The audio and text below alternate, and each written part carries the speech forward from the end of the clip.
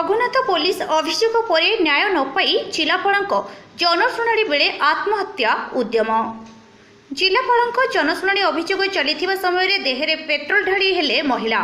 Raghunathpur block रे जनशुणाणी अभियोग चली समय रघुनाथपुर अंचल कनकलता जेना देहरे पेट्रोल ढाड़ी हेबा समय काबू करिला पुलिस। तांकर 14 वर्षर झील को जड़े युवक अपहरण नहीं रघुनाथपुर थाना एतला देथिले। पुलिस अभियोग शुणु नथिबा नै अभियोग करथिले। न्याय न मिलिबारु आत्महत्या उद्यम करथिले। एनै पुलिस रो कोनोसी प्रकार प्रतिक्रिया मिली पारि नाही।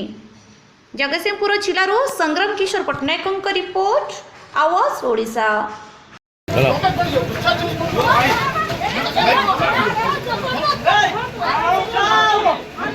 देखो पुलिस गुंडागिरी